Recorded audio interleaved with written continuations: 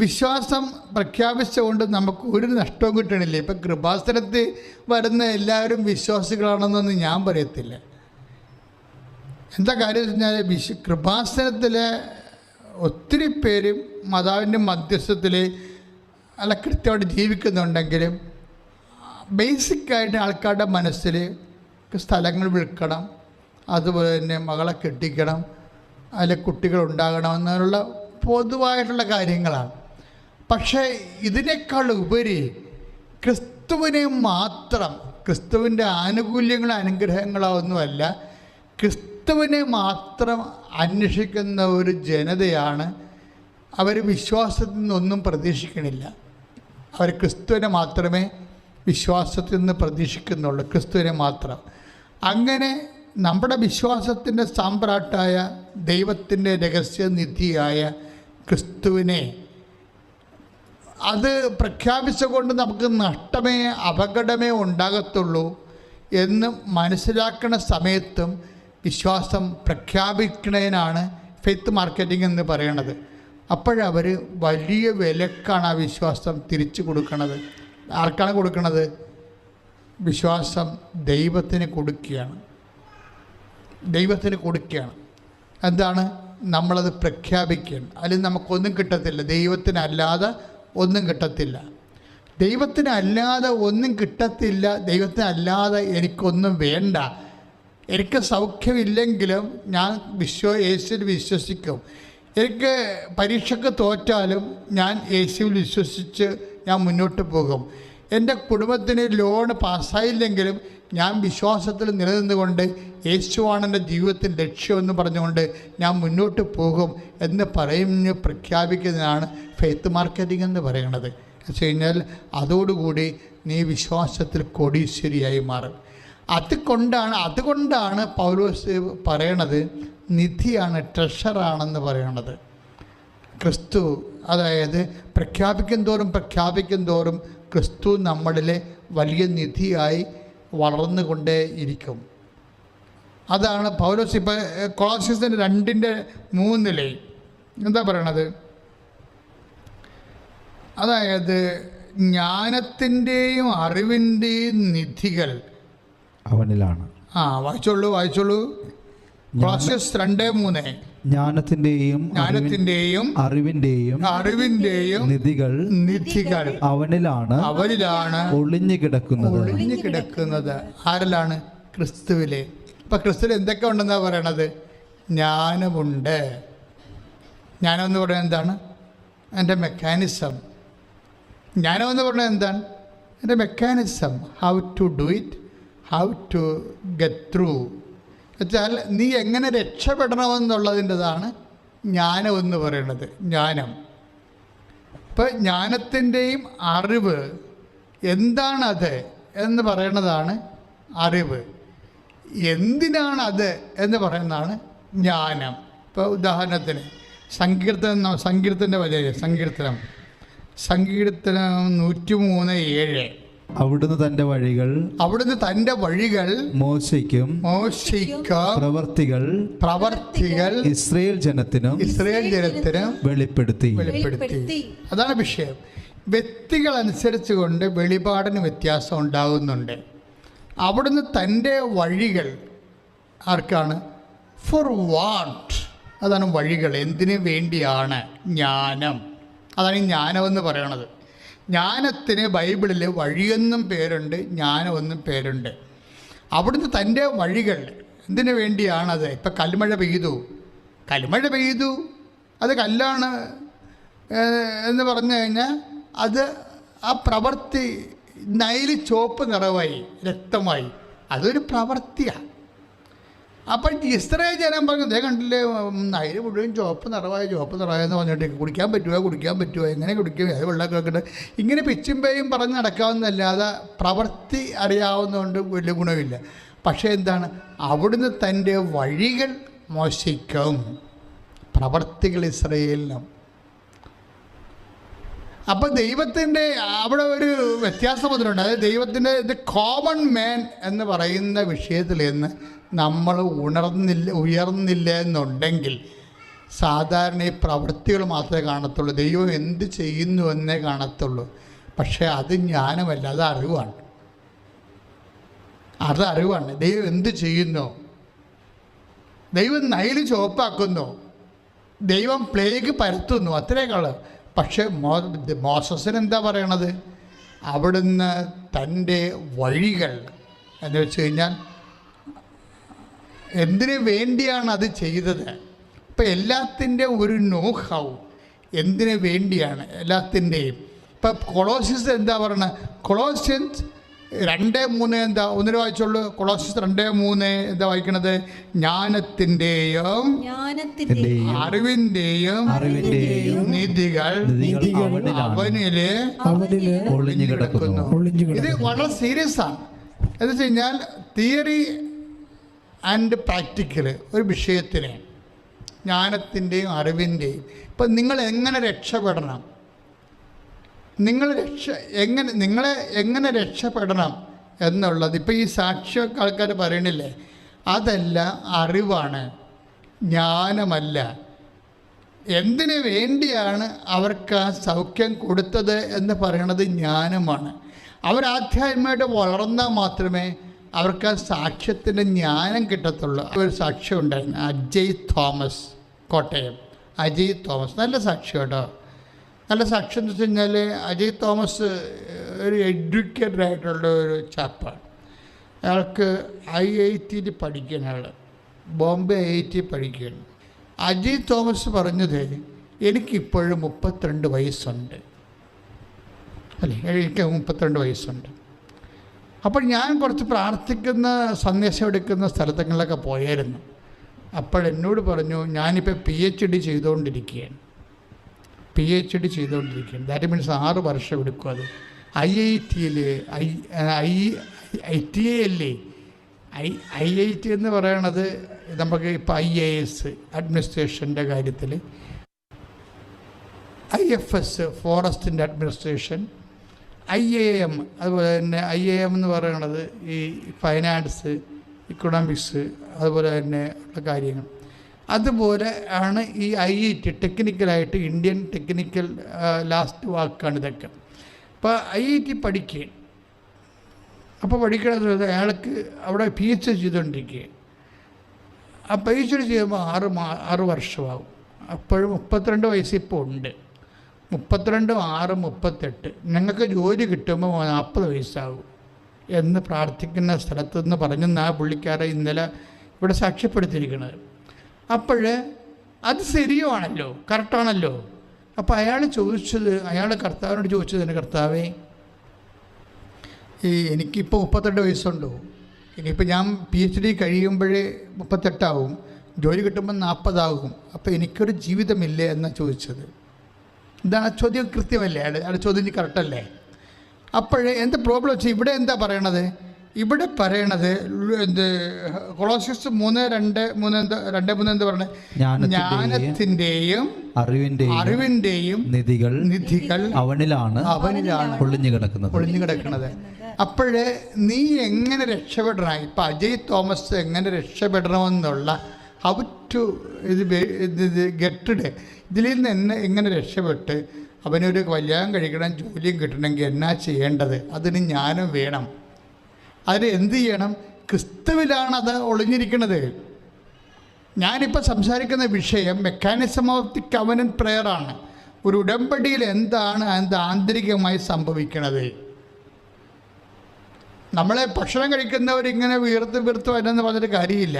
അതിൻ്റെ മെക്കാനിസം, അതിൻ്റെ മെറ്റബോളിസം എന്താണെന്ന് നോക്കുകയാണ്. അത് അറിഞ്ഞു കഴിഞ്ഞാൽ നമുക്കത് കൺട്രോൾ ചെയ്യാൻ പറ്റും, നമുക്കത് നടപ്പിൽ വരുത്താൻ പറ്റും ശാസ്ത്രീയമായിട്ട്. അപ്പം അതനുസരിച്ച് ഉടമ്പടിയിൽ എപ്പോഴും നമ്മൾ ശ്രദ്ധിക്കേണ്ടത്, നിന്നെക്കുറിച്ചൊരു കാഴ്ചപ്പാടുമില്ല. അതാണ് അയാൾ പറയണത്. ഞാൻ 40 വയസ്സ് വരെ ഇനി കാത്തിരിക്കണോ? അപ്പോൾ എൻ്റെ ജീവിതം എന്ത് ചെയ്യും ഇങ്ങനെ പോയത്? അപ്പോഴേ കർത്താവിനോട് ഞാൻ നേരിട്ട് ചോദിച്ചു. കർത്താവിനോട് നേരിട്ട് ചോദിച്ചെന്ന് പറഞ്ഞു, കർത്താവേ, ഇനി 6 വർഷം കൂടി ഞാൻ പഠിച്ചൊക്കെ വരുമ്പോൾ, പിന്നെ ഒരു കല്യാണം കഴിച്ച് ഇപ്പോൾ ജോലിയൊക്കെ കിട്ടി വരുമ്പോൾ എത്ര കാലമാകും? അപ്പം ജീവിതത്തിൻ്റെ പകുതി പോവും. 80 വയസ്സ് വരെയാണ് ജീവിതം എന്നുണ്ടെങ്കിലേ പിന്നെന്താ 80 വയസ്സല്ലേ ഉള്ളു.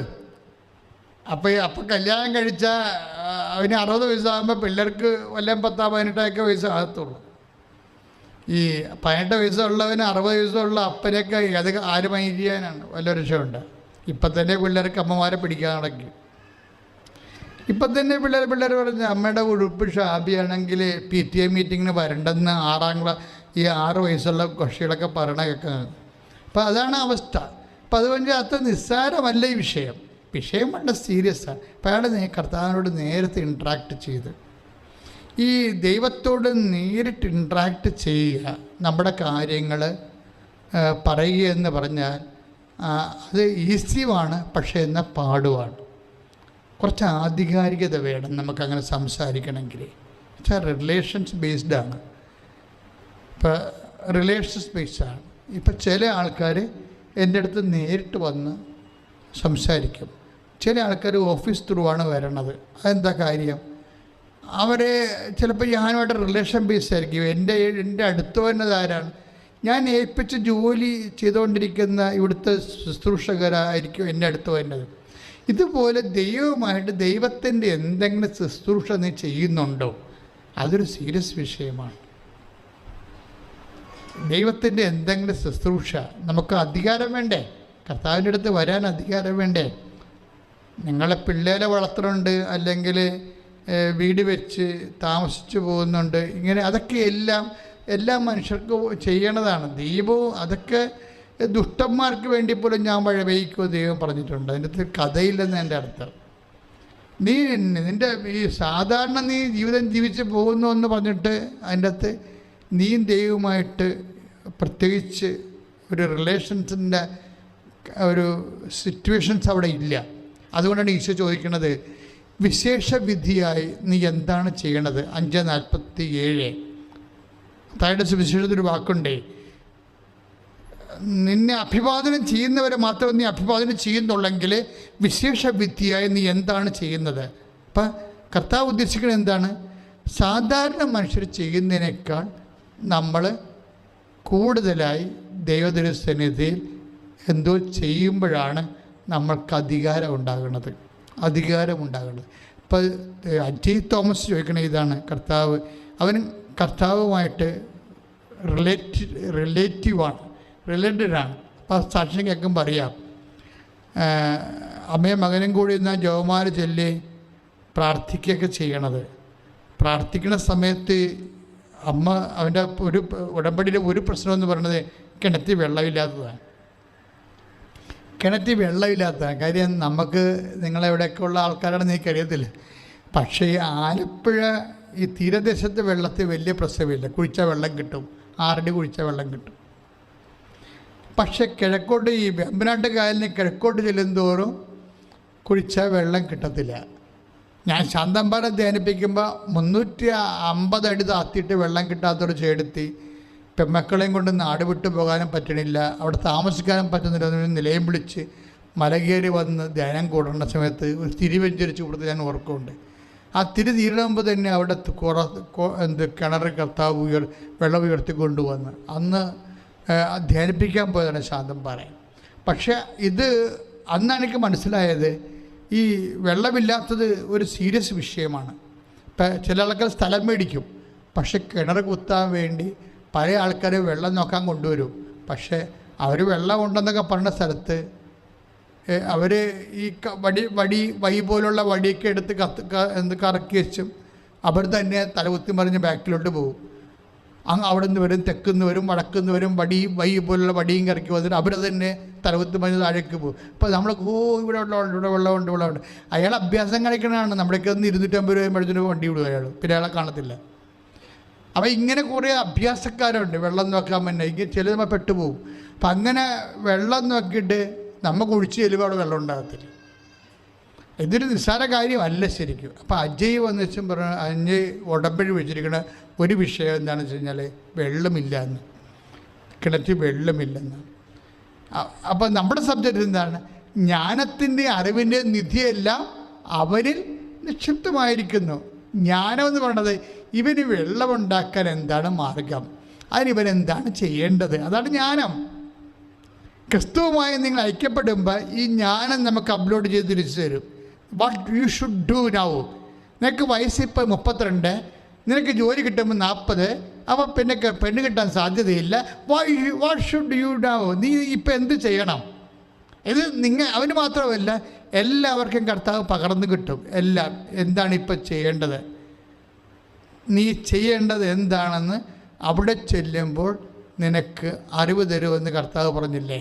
അതുപോലെ ഓരോ സ്പോട്ട് ചെല്ലുമ്പോൾ ദൈവം നമുക്ക് ഈ ജ്ഞാനം എല്ലാത്തും എങ്ങനെ രക്ഷപ്പെടാൻ പറ്റും എല്ലാം ദൈവത്തിന് അറിയാം. കഴിഞ്ഞ ദിവസങ്ങളൊരു സാക്ഷ്യം ഉണ്ടായത്,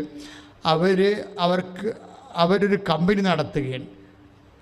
അതിപ്പം വലിയ കടവാണ്. കോവിഡ് വന്നപ്പോൾ ഓണർ മരിച്ചു. പക്ഷെ 15 ലക്ഷം രൂപ ആ കമ്പനിയിൽ ഇവർക്ക് ഇൻവെസ്റ്റ്മെൻ്റ് ഉണ്ട്, ഷെയറുണ്ട്. ആ ഷെയർ മാനേജറിൻ്റെ കൊടുത്തിരിക്കുകയാണ്. ആ മാനേജർ ആ ഷെയർ, ഇവരുടെ ഷെയർ കൂടി വാങ്ങിച്ചിട്ടാണ് ഈ കമ്പനി നടത്തിക്കൊണ്ട് പോകുന്നത്. പക്ഷെ കോവിഡ് വന്നപ്പോൾ കമ്പനി അടച്ച് മാനേജരും ടെൻഷൻ കൊണ്ട് ഈ കടം കൊണ്ട് മരിച്ചുപോയി. അപ്പോൾ ഈ മാനേജരും മരിച്ച് പിന്നെ എന്താ അവർക്ക് സംഭവിച്ചത്? അവരുടെ കാശും പോയി. എന്ത് ചെയ്യും? അപ്പോൾ ഇവിടെയും ജ്ഞാനമാണ് വർക്ക് ചെയ്യേണ്ടത്. അവരൊന്ന് ഉടമ്പടി ചെയ്യും. ഉടമ്പടി ചെയ്ത് കഴിഞ്ഞാൽ അത് സാക്ഷ്യം നമ്മുടെ യൂട്യൂബിൽ കിടക്കുന്നുണ്ട്. ഉടമ്പടി ചെയ്ത് കഴിയുമ്പോൾ നമുക്ക് ഒരു ജ്ഞാനമില്ല. ഇവരെങ്ങനെ രക്ഷപ്പെടും? നമ്മൾ വാവിളിച്ചു പോകും. ഇവരെങ്ങനെ രക്ഷപ്പെടാണ്? ഇവരുടെ കാശ് 10 ലക്ഷം രൂപ മാനേജറിൻ്റെ അടുത്ത് പോയാൽ അതിന് കണക്കുമില്ല. ആ കമ്പനി പൂട്ടിക്കിടക്കുകയാണ്. ഇനി ഇപ്പോൾ കോവിഡ് കാലത്ത് ഇവർക്ക് അതിൻ്റെ ഇടയ്ക്ക് ഇതും വന്നു, ഒമിക്രോണും വന്ന് പോരെ, കാശ പോയി, പിന്നെ ഒമിക്രോണും വന്ന്, കോവിഡ് വന്ന്, മാനേജർ മരിച്ച്. ഈ ആൾ എങ്ങനെ രക്ഷപ്പെടാനാണ്? പക്ഷേ ഇതിനും എന്താണ് ജ്ഞാനത്തിൻ്റെയും ഇവരെങ്ങനെ രക്ഷപ്പെടണമെന്നുള്ള ഇവർ രക്ഷപ്പെടാനുള്ള ഒരു ഫോർമുല ദൈവത്തിനുണ്ടാകുമല്ലോ. എല്ലാവരെയും രക്ഷപ്പെടുത്താനുള്ള ഫോർമുല ദൈവത്തിൻ്റെ കയ്യിൽ ഉണ്ട് എന്നുള്ളതിൻ്റെ അടയാളമാണ് കുരിശ്. കാര്യം ലോകം മുഴുവനും പാപത്തിൽ അകപ്പെട്ടു പോയാലും അതിനെ രക്ഷപ്പെടുത്താൻ വേണ്ടി ദൈവത്തിൻ്റെ കയ്യിൽ ഫോർമുല ഉണ്ട്. അതാണ് കുരിശെന്ന് പറയണത്. അപ്പം അതുപോലെ തന്നെ അത് എൻറ്റയർ ഗ്ലോബ് യൂണിവേഴ്സലായിട്ടാണ് അങ്ങനെ ഒരു ഫോർമുല സൊല്യൂഷൻ ഉണ്ടെങ്കിലും നിൻ്റെ ജീവിതത്തിൽ നിനക്ക് വേണ്ടി മാത്രം നീ രക്ഷപ്പെടാൻ, നിൻ്റെ കുടുംബം രക്ഷപ്പെടാൻ, നിൻ്റെ മക്കൾ രക്ഷപ്പെടാൻ വേണ്ടി മാത്രം ദൈവത്തിൻ്റെ അടുത്ത് ജ്ഞാനമുണ്ട്. അതാണ് കൊളോസ്യസ് 3:2-3 ജ്ഞാനത്തിൻ്റെയും അറിവിൻ്റെയും നിധി അവനിലുള്ള അവൻ ഒളിഞ്ഞു കിടക്കുന്നു. അപ്പോൾ ഈ വി മസ്റ്റ് ഡിഗ് ഇറ്റ്. അതായത് വെറുതെ ചെന്ന് ജ്ഞാനത്തിൻ്റെയും അറിവിൻ്റെയും നിധി അലമാരി ഇരിക്കണം എന്നല്ല പറയണത്, ഒളിഞ്ഞു കിടക്കണം എന്നാണ് പറയണത്. അപ്പം നമ്മൾ പ്രാർത്ഥന കൊണ്ടും കമ്മിറ്റ്മെൻറ്റ് കൊണ്ടും നമ്മളിത്, ഈ സ്ത്രീ അങ്ങനെ ഒരു സ്ത്രീയാണ്. അവർ പറഞ്ഞ അമ്മയെടുത്ത് ഇതിനൊക്കെ വഴിയുണ്ട്, അമ്മ ഈശോയോട് ചോദിച്ച് എന്നെ സഹായിക്കണം, എനിക്കാരുമില്ല ഇത് പറഞ്ഞു തരാനും തിരക്കാനും ഒക്കെ. ഇതാണ് ഡയലോഗ് എന്ന് പറയണത്. അത് തന്നെയാണ് അജി തോമസും ചെയ്തത്. എനിക്ക് വയസ്സ് 32, ഞാൻ പുറത്തിടക്കുമ്പോൾ 40 വയസ്സ്. അപ്പം എനിക്ക് പെണ്ണ് കിട്ടുമെന്നൊന്നും എനിക്കറിയാൻ പറ്റില്ല. നീ അത് തീരുമാനിക്കണം. പക്ഷേ ഇവർക്ക് രണ്ടുപേർക്കും ദൈവത്തോട് ഡയലോഗ് ചെയ്യാനുള്ള അധികാരമുണ്ട്. ഈ അധികാരം ഇവരെങ്ങനെ ഒപ്പിച്ചെന്ന് നമ്മൾ അറിയണം. അധികാരം എന്ന് പറയുന്നത് ഇതിൻ്റെ ഒരു ഭാഗമാണ്. ആത്മബന്ധം കുറച്ച് കഴിയുമ്പോൾ അധികാരമായിട്ട് മാറും. ആത്മബന്ധമായിട്ടാണ് നമ്മൾ തുടങ്ങണത്. വിശ്വാസത്തിൽ അങ്ങനെ ഒരു പ്രത്യേകത ഉണ്ട്. ആദ്യം ഒരു അവിശ്വാസമായിരിക്കും ഉണ്ടാകുന്നത്, പിന്നെ വിശ്വാസം, പിന്നെ അതിജീവിത വിശ്വാസമുണ്ട്. സാധാരണ ക്ലേശങ്ങൾ അതിജീവിക്കുന്ന, ഇപ്പം നമ്മൾ കണ്ടിട്ടില്ലേ, കഴിഞ്ഞ ദിവസമൊക്കെ കണ്ടായിരുന്ന 1 പത്രോസ് 1:7 കാരണം അഗ്നിശോധനയെ അതിജീവിക്കുന്ന നശ്വരമായ സ്വർണത്തേക്കാൾ വിലയേറിയതായിരിക്കും പരീക്ഷകളെ അതിജീവിക്കുന്ന നിങ്ങളുടെ വിശ്വാസം. അതായത് ഒരു പരീക്ഷയെ നമ്മുടെ വിശ്വാസം അതിജീവിച്ചാൽ അതിന് പിന്നെ അതിൻ്റെ മൂല്യം കൂടും. അതാണ് അതിജീവിത വിശ്വാസം എന്ന് പറയുന്നത്. ഒരു പരീക്ഷയെ നമ്മൾ അതിജീവിച്ചെന്ന് വിചാരിച്ചോ, പലതരത്തിലുള്ള പരീക്ഷകൾ നമുക്കുണ്ടാകും. ചിലപ്പോൾ നമ്മൾ പുണ്യമൊക്കെ ചെയ്ത് ജീവിക്കുന്ന ആൾക്കാരായിരിക്കും, പക്ഷെ നമുക്ക് രോഗങ്ങൾ, നല്ല നിർണായകമായ സമയത്ത് നമുക്ക് രോഗങ്ങൾ വരും. ചിലർക്ക് ചില പരീക്ഷ എഴുതാൻ പറ്റാതെ വരും. ചില കല്യാണം തന്നെ കപ്പിനും ചുണ്ടിനും ഇടയ്ക്ക് വെച്ച് കല്യാണം വിട്ടുപോകും. അപ്പോൾ നമ്മൾ ഇത്രയും പ്രാർത്ഥിച്ച് ഒരുങ്ങി മനസ്സമ്മതം നടത്തി എല്ലാവരും അറിയിച്ചിട്ട് ഇപ്പോൾ കല്യാണം വിട്ടുപോയാൽ പിന്നെ അവർ പ്രാർത്ഥിക്കത്തില്ല. അതാണ് പരീക്ഷ എന്ന് പറയുന്നത്. ഞാൻ ഇത്രയും കപ്പിനും ചുണ്ടിനും വന്ന കല്യാണം വിട്ടുപോയില്ല, ഇനി എന്നായി, അത് ദൈവത്തിന് വിളിക്കാനാണ്, ഞാൻ നിർത്തിയെന്ന് പറയും. അതാണ് പരീക്ഷ എന്ന് പറയുന്നത്. പക്ഷേ ഇങ്ങനെ ഒരു പരീക്ഷ ഉൾപ്പെട്ടെങ്കിലും നീ പിന്നെ അതിനെ അതിജീവിച്ച് വിശ്വാസം പ്രഖ്യാപിച്ചാൽ നിൻ്റെ വിശ്വാസത്തിന് മൂല്യം ഉണ്ടാകും. അത് ജീവിത വിശ്വാസം. അതായത് എപ്പോഴും നമ്മൾ ശ്രദ്ധിക്കേണ്ട ഇതാണ്, എന്തെങ്കിലും നമ്മൾക്ക് അർഹമായ കാര്യങ്ങൾ പ്രാർത്ഥനയുണ്ട്, അല്ലെങ്കിൽ അത് അർഹമായ കാര്യങ്ങൾ കിട്ടേണ്ടതാണ്. നമുക്ക് അർഹമായത് കിട്ടാതിരിക്കുകയും അനർഹർക്ക് അത് കിട്ടുകയും ചെയ്യുമ്പോൾ നമുക്ക് ഒരു വിഷമമുണ്ടാകും. അപ്പോൾ വിഷമം ഉണ്ടാകുന്ന സ്വാഭാവികമാണ്. പക്ഷെ അത് പ്രാർത്ഥനയെ ബാധിക്കുന്നില്ല എങ്കിൽ നിൻ്റെ വിശ്വാസം അതിജീവിച്ച വിശ്വാസമാണ്. പറഞ്ഞു മനസ്സിലായില്ലേ? നിനക്ക് അർഹമായത് കിട്ടിയില്ല, അനർഹരായിട്ടുള്ള ആൾക്കാർക്ക് അത് കിട്ടി. അത് സ്വാഭാവികമായിട്ട് നടക്കണം, ഈ ലോകത്ത് നടക്കുന്ന കാര്യമാണ്. പക്ഷെ അത് നിൻ്റെ പ്രാർത്ഥനയെ ബാധിച്ചിട്ടില്ലെങ്കിൽ, എന്നാത്തിന് പ്രാർത്ഥിക്കാൻ, പ്രാർത്ഥിച്ചിട്ട് ഇതില്ല, പിന്നെ ലോകത്ത് പ്രാർത്ഥിക്കുന്നവരൊക്കെ രക്ഷപ്പെട്ടത്. എൻ്റെ അവസ്ഥ ഇത് തന്നെ കണ്ടില്ല. നിങ്ങൾക്ക് അറിയാമല്ലോ, ഞാൻ പള്ളിയിൽ നിന്ന് മാറാൻ നടക്കുന്ന ആളാണ്. പക്ഷേ എന്നാ പറ്റി, ഇപ്പം നമുക്ക് ഭാവി ചെന്നാലും പാതാടാണെന്ന് പറഞ്ഞാൽ പട്ടി എന്ന സ്ഥലത്ത് പരിപാടി തുറക്കണമെന്ന് പറഞ്ഞ പോലെ അവസ്ഥയാണ്. നാട്ടുകാരുടെ കുറേ വർത്തമാനങ്ങളൊക്കെ ഉണ്ടല്ലോ. എന്തെങ്കിലും ഇവർക്കിട്ടൊന്ന് കർത്താവ് തോണ്ടിയാൽ മതി, അപ്പോൾ വായിന്ന് പഴമൊഴി തന്നെ കാണാം, പാവി ചെന്നണം പാതാളം, ഇങ്ങനെയൊക്കെ പറഞ്ഞ് ദൈവത്തിനെ ആക്കിക്കളയും. ഇവിടെയാണ് വിഷയം വരുന്നത്. ചില ആൾക്കാർ മിണ്ടത്തില്ല. കർത്താവ് ഇതിനേക്കാളും ഇതെങ്ങനെ സെറ്റ് ചെയ്യണമെന്ന് എൻ്റെ ദൈവത്തിന് അറിയാം. അവരുടനെ അതിൽ വിശ്വാസം പ്രഖ്യാപിക്കും. അതാണ് അതിജീവിത വിശ്വാസം എന്ന് പറയണത്. അതായത് ഇഷ്യൂസ് വന്നു, നമുക്ക് ന്യായമായി കിട്ടേണ്ടത് നമുക്ക് കിട്ടിയില്ല, പക്ഷേ ഒരു പ്രാർത്ഥനയില്ലാത്ത ആൾക്കാർക്ക് അത് കിട്ടുകയും ചെയ്തു, നമ്മളത് കാണുകയും ചെയ്താണ്. അവരുടെ പത്രാസ് നമ്മൾ കാണുകയും ചെയ്യുമ്പോൾ നമുക്കൊരു കുലുക്കവും ഇല്ല. നമ്മുടെ വിശ്വാസം പ്രഖ്യാപിക്കണമെങ്കിൽ ആ വിശ്വാസത്തിന് മൂല്യം ഉണ്ടാവും. ഈ മൂല്യം ഉള്ള വിശ്വാസം കൂടുന്നതനുസരിച്ചുകൊണ്ട് ആധികാരികത വളരും.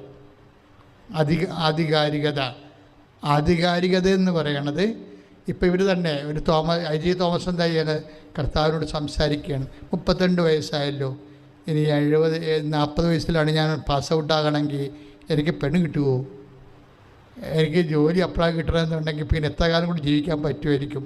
അപ്പം നിൻ്റെ ജീവൽ പ്രശ്നങ്ങൾ നീ നിൻ്റെ സൃഷ്ടാവുമായിട്ട് നീ ഷെയർ ചെയ്യേ. അത് ഷെയർ ചെയ്യണത്, ഇവനത് ഷെയർ ചെയ്താൽ ദൈവം കേൾക്കും. എന്താ കാര്യത്തിൽ ഇവൻ റിലേഷൻസ് ഉണ്ട്. അതാണ് വിഷയം. ഉടമ്പടി എന്ന് പറയണത് റിലേഷൻ ഇല്ലാത്തവർക്ക് റിലേഷൻ ഉണ്ടാക്കുകയും ഉള്ള റിലേഷൻ ബൂസ്റ്റ് ചെയ്യുകയും ചെയ്യണതിനാണ് ഉടമ്പടി വെച്ചിരിക്കുന്നത്. ഉടമ്പടിയുടെ പ്രേരണ പ്രശ്നം അതാണ്. റിലേഷൻ ഇല്ലാത്ത ആൾക്കാർ ഇതോടുകൂടി റിലേഷനിലാകും ദൈവവുമായിട്ട്. റിലേഷൻ ഉള്ളവരുടെ റിലേഷൻ ബൂസ്റ്റ് ചെയ്യപ്പെടും. അതാണ് അജയ് ചെയ്തിരിക്കുന്നത്. അവന് പെട്ടെന്ന് കർത്താവ് നമുക്ക് കൊളോസ്യസ് 2:3 അനുസരിച്ചുകൊണ്ട് ജ്ഞാനത്തിൻ്റെ അറിവിൻ്റെ നിധി അവനല്ലേ ഒളിഞ്ഞു കിടക്കുന്നത്. ഇവനെ രക്ഷപ്പെടുത്താനുള്ള മാർഗം കർത്താവിൻ്റെ കയ്യിലുണ്ടല്ല. കർത്താവിനോട് പറഞ്ഞ് നീ ജർമ്മൻ ടെസ്റ്റ് എഴുതിക്കൊള്ളാൻ പറഞ്ഞു, B2 ടെസ്റ്റ് എഴുതാൻ പറഞ്ഞു. അപ്പോഴവൻ പറഞ്ഞില്ല, അവങ്ങ ഇപ്പം എനിക്ക് 2 മാസത്തിൽ ഈ വർഷത്തിലാണ് 2 വർഷത്തിനുള്ളിൽ ജോലി സെറ്റാകും.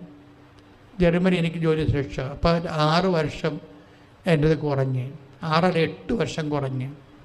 അപ്പോൾ എന്നിട്ട് അജയ് എങ്ങോട്ടാണ് പോണത് ഇത് പറഞ്ഞുകൊണ്ട്? ഉടമ്പടി സമയച്ചുരുക്കത്തിൻ്റെ പ്രാർത്ഥനയാണ്. എൻ്റെ 40 വയസ്സ് കർത്താവ് 34 ചുരുക്കി തന്നു. അത് പറയാൻ വേണ്ടിയാണ് ഇവർ ഇത്രയും പറയണത്. എന്ന് വെച്ചാൽ ജീവിതത്തിൽ സംഭവിക്കുന്ന ഓരോ വിഷയവും ദൈവവുമായിട്ട് ബന്ധപ്പെടുത്തിയാണ് ഈ സംഭവം സംസാരിക്കുന്നത്. അല്ല ഇതൊക്കെ ആനുഷംഗികമായിട്ട് ആക്സിഡൻ്റലായിട്ട് സംഭവിച്ചതെന്നല്ല പറയണത്. ഇതെല്ലാം ബോധമുണ്ട് അവന്. കാര്യം ഇതെല്ലാം ക്രിസ്തു എന്ന് പറയുന്നൊരു ബോധത്തിൽ നിന്നുകൊണ്ടാണ്, ആക്സസിൽ നിന്നുകൊണ്ടാണ് വിഷയങ്ങളെ അവൻ സമീപിക്കുന്നത്. ഇതൊരു വിശ്വാസി ദൈവവുമായിട്ടുള്ള ഒരു ബന്ധമാണ്. അപ്പോൾ പെട്ടെന്ന് സെറ്റ് ചെയ്ത് കഴിയുമ്പോൾ ഈ അമ്മയും മകനും കൂടി പ്രത്യക്ഷിക്കുന്ന പ്രാർത്ഥന ചെല്ലുകയാണ്. അപ്പോൾ പരിശുദ്ധാത്മാവ് പറഞ്ഞ് ഇത് 7 നിങ്ങളെ മുറിയിൽ നിന്നുകൊണ്ട് കിണറ്റി വെള്ളമില്ലാത്തതിന് മുറിയിൽ നിന്നുകൊണ്ട് പ്രാർത്ഥിക്കുന്നവരെ കിണറ്റിപ്പോയിന്നുണ്ട് അതിൻ്റെ ചുറ്റും ജെറീക്കോ പ്രാർത്ഥനയെല്ലാം പറഞ്ഞു. ഉടനെ അമ്മയും മകനും കൂടി ജെറീക്കോ പ്രാർത്ഥനയെല്ലാം പറഞ്ഞു. വെള്ളമില്ലാത്ത 400 അടി താഴെയുള്ള കിണറാണ്. അതിൻ്റെ ചുറ്റും പോയെന്നുകൊണ്ട് ഇവർ ജെറിക്കോ പ്രാർത്ഥന ചൊല്ലിക്കൊടുക്കുകയാണ്. ചൊല്ലിക്കഴിഞ്ഞപ്പോൾ ഒരു പ്രാവശ്യം ചൊല്ലി അങ്ങനെ വീണ്ടും വന്ന് ഇവർ പിറ്റേ ദിവസം പ്രത്യക്ഷീകരണ പ്രാർത്ഥന. പിന്നെ അവർ പ്രത്യക്ഷീകരണ പ്രാർത്ഥന ചെല്ലണത്. പ്രത്യക്ഷീകരണ പ്രാർത്ഥന എന്ന് പറയുമ്പോൾ പെട്ടെന്ന് തീരും, നന്നായിട്ട് സമാധാനം എടുത്ത് ചെല്ലാൻ പറ്റും. അപ്പം അതുകൊണ്ട് അമ്മയും പ്രത്യക്ഷീകരണ പ്രാർത്ഥന തന്നെയായാലും പ്രത്യക്ഷീകരണ പ്രാർത്ഥനയ്ക്ക് മാതാവിൻ്റെ പ്രത്യക്ഷീകരണവുമായിട്ട് ബന്ധപ്പെട്ടാണ് ഈ ഉടമ്പടി പോലും വന്നിരിക്കുന്നത്.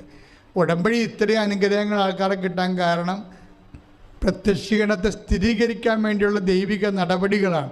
അപ്പോൾ ഉടമ്പടിയിൽ നീ വെച്ചിരിക്ക ഉടമ്പടിയിൽ നിനക്ക് ഹെവി ഡ്യൂട്ടിയുള്ള അനുഭവങ്ങൾ കിട്ടേണ്ടത് നമ്മുടെ മാത്രം കാര്യമല്ല, ദൈവത്തിൻ്റെ കൂടി കാര്യമാണ്. എന്താണ്? അമ്മ മാതാവിൻ്റെ പ്രത്യക്ഷീകരണം സ്ഥിരീകരിക്കാനും സഭ അത് പഠിക്കാനും ഈ സാക്ഷ്യമാണ് സഹായിക്കേണ്ടത്. അതുകൊണ്ടാണ് വലിയ വലിയ കാര്യങ്ങൾ കർത്താവ് ഉടമ്പടി വഴി ചെയ്തുകൊണ്ടിരിക്കേണ്ട കാര്യം ഇതാണ്. അപ്പോൾ അജയ് എന്ത് വെച്ചാൽ അജയ് പ്രത്യക്ഷീകരണ പ്രാർത്ഥന ചൊല്ലി. പ്രത്യക്ഷീകരണ പ്രാർത്ഥന എന്താ ചെയ്യണത്? അമ്മയും മകനും കൂടി എല്ലാ ദിവസവും കിണറിൻ്റെ ചുറ്റും പോയി പ്രത്യക്ഷീകരണ പ്രാർത്ഥന ചൊല്ലും. ഇത് എവിടുന്ന് പറഞ്ഞു കൊടുത്തു? ആര് പറഞ്ഞു കൊടുത്തു? ജോസഫച്ച പറഞ്ഞു കൊടുത്താൽ ഞാനവനെ കണ്ടിട്ട് കൂടിയില്ല. പിന്നെ ഇവിടുത്തെ കൗൺസിലേഴ്സ് പറഞ്ഞു കൊടുത്താൽ ഇല്ല. കൗൺസിലേഴ്സ് കോമൺ തിങ്സേ പറയത്തുള്ളൂ. പർട്ടിക്കുലർ തിങ്സ് എങ്ങനെ വരുന്നതാണ്? പരിശുദ്ധാത്മാവ് പറഞ്ഞു കൊടുക്കുന്നതാണ്. ഇതാണ് കൊളോസ്യസ് 2:3. ജ്ഞാനത്തിൻ്റെയും അറിവിൻ്റെയും നിധികൾ അവന് നിക്ഷിപ്തമായിരിക്കുന്നു. ഈ ജ്ഞാനമാണ് ഇവന് കൈമാറി കൊടുത്തിട്ട് പറയുന്നത്. നീ ഇത് രക്ഷപ്പെടാനുള്ള മാർഗം എന്താണ്? കിണറ്റിന് ചുറ്റും പോയി പ്രത്യക്ഷീകരണ പ്രാർത്ഥന ചൊല്ലുക. കിണറ്റിന് ചുറ്റും 1-ാം ദിവസം ചൊല്ലി, 2-ാം ദിവസം ചൊല്ലി, 3-ാം ദിവസം ചൊല്ലി. അജയ് പറയുകയാണ് 7-ാമത്തെ ദിവസം 7-ാമത്തെ പ്രത്യക്ഷീകരണ പ്രാർത്ഥന ചൊല്ലിക്കൊണ്ടിരിക്കുന്ന സമയത്ത് ആകാശ വിസ്ഫോടനം ഉണ്ടായെന്നാണ് ഒക്കെ പറയണേ. കേൾക്കാൻ രസമാണ്. ഈ അഭ്യസ്ത വിദ്യനെ എന്ത് മനോഹരമായിട്ടാണ് ദൈവത്തിനെ പ്രഘോഷിക്കുന്നത്. അതായത് ആകാശ വിസ്ഫോടനം എന്താണ് ഉദ്ദേശിക്കുന്നത്? ഇടിവെച്ചുകൊണ്ട് മഴയാണ്. പിന്നെ അവൻ പറയണത് ഞങ്ങളുടെ കിണർ പിന്നെ ഒരിക്കലും വെള്ളം വറ്റിയിട്ടില്ലെന്നാണ്. അതിലെ എല്ലാത്തിൻ്റെയും ഒരു നോഹവും ഇത് ജ്ഞാനസൂത്രങ്ങളാണ്. ക്രിസ്തുവിലാണ്. ക്രിസ്തുവിൽ നിൻ്റെ കുടുംബം എങ്ങനെ രക്ഷപ്പെടണം? കഴിഞ്ഞ ദിവസങ്ങളിൽ ഒരു സാക്ഷ്യം ഉണ്ടായിരുന്നു. അതായത് അവിടെ മുന്നാധാരം ഇല്ല, അവർക്ക് ഭാഗ ഉടമ്പടി ചെയ്യണം, പക്ഷേ മുന്നാധാരം വേണം. അപ്പം നിങ്ങൾക്ക് മുന്നാധാരം ഇല്ലെങ്കിൽ വലിയ കഥയാണോ ഇത്? വലിയ കഥയൊന്നുമില്ലല്ലോ. ആൾക്കാർ മുന്നാധാരമൊക്കെ ഈ ആധാരം ഇപ്പം നിലവിലിരിക്കുന്ന ആധാരം ആർക്കെങ്കിലും 5 സെൻറ്റ് കൊടുത്ത് അതിന് ആധാരം നമ്മുടെ നാട്ടിൽ തന്നെ ഷെയറായിട്ടുള്ള ആൾക്കാർക്ക് എന്തെങ്കിലും കൊടുത്ത് അതിനൊരു ആധാരം ഉണ്ടാക്കിയെടുത്തൊക്കെ ആൾക്കാർ പല പരിപാടിയൊക്കെ ചെയ്യും. അതിപ്പരിപാടി ബന്ധം ഉണ്ടെങ്കിൽ പല പരിപാടിയും ചെയ്യാൻ പറ്റും. പക്ഷെ അതൊന്നും ചിലപ്പോൾ ഗവൺമെൻറ് ചില സമയത്ത് വൃത്തിമെനയുള്ള പൊക്കോരോയും ചെല്ലുമ്പോൾ ഇതെല്ലാം പിടുത്തം പിടിക്കും. അതല്ല സംഭവം. ഇതൊന്നും അല്ല ഇതിൻ്റെ വിഷയം. ഇതിൻ്റെ വിഷയം എന്ന് പറയുന്നത് 10-75 കൊല്ലമായിട്ട് പൊക്കോര് ചെയ്യാത്ത സ്ഥലമാണ്. അത് ഭാഗ ഉടമ്പടി ചെയ്യാത്ത സ്ഥലമാണ്. ഓരോ ആൾക്കാർക്ക് അവരവരുടെ അത് ഭാഗം വെച്ച് കൊടുക്കണ്ടേ? അങ്ങനെ ചെയ്യാം. അങ്ങനെ ചെയ്യണമെന്നുണ്ടെങ്കിൽ മുന്നാധാരം വേണം. അത് 75 കൊല്ലം മുമ്പുള്ള മുന്നാധാരമാണ്. അത് കാണാനില്ല. പല വീട്ടുകാരൊക്കെ ഇല്ല, തറവാട്ടിൽ നിന്നൊക്കെ ഓരോരുത്തർ പോകുമ്പോൾ മാറി മാറി താമസിക്കുമ്പോൾ ഓരോ അണ്ണന്മാരുടെ കയ്യിലാകും. ആ അണ്ണന്മാരെ മരിച്ചു പോകുമ്പോൾ അവരുടെ ജീവിത പങ്കാളികൾ വേറെ വല്ല നാട്ടിൽ നിന്ന് കെട്ടി വന്നായിരിക്കും. അവർക്ക് മുന്നാധാരം എന്താണ് പിന്നാധാരം എന്താണെന്നൊക്കെ അവർക്കൊരു പിടിയും കിട്ടുക. ചിലപ്പോൾ ഇലിയും കുറണ്ട് കാണാം. അപ്പോൾ ഇങ്ങനെയൊക്കെ ഉള്ള കേസ് കെട്ടാണ്. അപ്പോൾ അതുകൊണ്ട് ഭാഗോടമ്പടി നടക്കാത്ത കാരണം ആ തറവാട്ടിൽ താമസിക്കുന്നവർക്ക് വീട് വിൽക്കാനോ വീട് വെക്കാനോ ലോൺ എടുക്കാനോ ഒന്നും പറ്റത്തില്ല. വെറുതെ ഉറഞ്ഞ തറവാട്ടിൽ മുടിഞ്ഞ ജീവിതമായിട്ട് നടക്കുകയാണ്. അപ്പോൾ അമ്മ എടുത്തുകൊണ്ട് അമ്മ തറവാട്ടിൽ ഭാഗോടമ്പടി ചെയ്യാൻ പറ്റണില്ല, മുന്നാധാരം ഇല്ലാത്ത കൊണ്ടൊന്നും നടക്കണില്ല. അപ്പൂപ്പന്മാരുടെ കാലം തൊട്ട് മുന്നാധാരം തിരക്കനായിട്ട് കേട്ടു, ഇന്നുവരെ കിട്ടിയിട്ടില്ലെന്ന് പറഞ്ഞുകൊണ്ട് ഉടമ്പടി വെച്ചു. ഒറ്റ ആഴ്ചക്കുള്ളിൽ മുന്നാധാരം കിട്ടി. അത് സാക്ഷ്യമാണ് ഇപ്പോൾ കിടക്കുന്നത്. നിങ്ങൾ വായിച്ച് നോക്കിയാൽ മതി. ഉടമ്പടി വെച്ച് അത് 75 കൊല്ലം കാണാത്ത മുന്നാധാരം ഒറ്റ ആഴ്ചക്കുള്ളിൽ കിട്ടുകയും അടുത്ത ആഴ്ച ഈ സംഭവം പോക്കുവരവ് ചെയ്ത് മാറ്റുകയും ഇത്രയും സ്പീഡാണ് എന്ന് വെച്ച് കഴിഞ്ഞാൽ എല്ലാത്തിൻ്റെയും ജ്ഞാനത്തിൻ്റെയും അറിവിൻ്റെയും നിധിയെല്ലാം അവനിലുണ്ട്. പക്ഷേ ഉടമ്പടിയിൽ എന്താ ചെയ്യണത്? അവൻ്റെ ഈ ജ്ഞാനം അല്ലെങ്കിൽ അവൻ്റെ ഈ അറിവ്, വിലപ്പെട്ട അറിവ്, ഇത് നിനക്ക് കൈമാറിത്തരാൻ ചിലപ്പോൾ നിന്നേക്കാൾ ഭക്തിയും വിശ്വാസവും ഉണ്ടായിരുന്നത് ആ കുടുംബത്തിൽ വേറെ ആൾക്കാർ മരിച്ചുപോയി കാണും. അവർക്ക് കൊടുക്കാത്ത സാധനം നിനക്കെങ്ങനെ തരും? ഞാൻ പറഞ്ഞ നിങ്ങളൊക്കെ മനസ്സിലാക്കില്ലേ? ഈ 75 കൊല്ലമായിട്ട് കിട്ടാത്ത മുന്നാധാരമാണ് അത്. ഇപ്പോഴും വന്നിരിക്കുന്ന അവിടെ കെട്ടി കല്യാണം കഴിച്ച് വന്നിരിക്കുന്ന ചേട്ടത്തി അവിടെ താമസിക്കുമ്പോൾ ഉറഞ്ഞ വീടാണ്. അതിനകത്ത് നിലവിൽ പാമ്പും പഴുതാരയും എല്ലാം കയറിയിട്ട് അവർ അനങ്ങാനും പാടില്ല. ഇതിന് ഭാഗോടമ്പടി ചെയ്യണമെന്നുണ്ടെങ്കിൽ മുന്നാധാരം വേണം. അപ്പോഴേ ഇപ്പം വന്നിരിക്കുന്ന ആളിനെ അവിടെ ജീവിച്ച് താമസിച്ച് എത്രയോ മനുഷ്യരോട് ജീവിച്ച് താമസിച്ച് അവർക്ക് കൊടുക്കാത്ത മുന്നാധാരം ഈ ചെടുത്തിക്ക് കൊടുക്കണമെന്ന് എന്താ നിർബന്ധം? കിട്ടാൻ നിർബന്ധമില്ല. കിട്ടാനുള്ള കാരണം എന്താണ്? അമ്മ അത് വിഷയം ടേക്കപ്പ് ചെയ്യണതുകൊണ്ടാണ്. ഉടമ്പടിയിൽ നിൽക്കണം, മധ്യസ്ഥ നിൽക്കുന്നത് ആരാ? അമ്മയാണ്. അമ്മ ഈ വിഷയത്തിൽ ടേക്കപ്പ് ചെയ്യുമ്പോൾ ഏതെങ്കിലും വിധേന ആ മുന്നാധാരം ഇവിടെ മുന്നിലേക്ക് അമ്മ എത്തിക്കും. പക്ഷേ ഇത്രയും വലിയൊരു സംഭവമാണ് ഉടമ്പടി എന്നുള്ളത് ബോധം വെച്ചാണ്. അതുകൊണ്ടാണ് ഞാൻ പറഞ്ഞത് എപ്പോഴും ഈ ഉടമ്പടി ധ്യാനം അപ്ഡേഷൻ ചെയ്ത് എല്ലാ ചൊവ്വാഴ്ചയും നിങ്ങൾ ഉടമ്പടി ധ്യാനം കൂടി ഷെയർ ചെയ്യണം.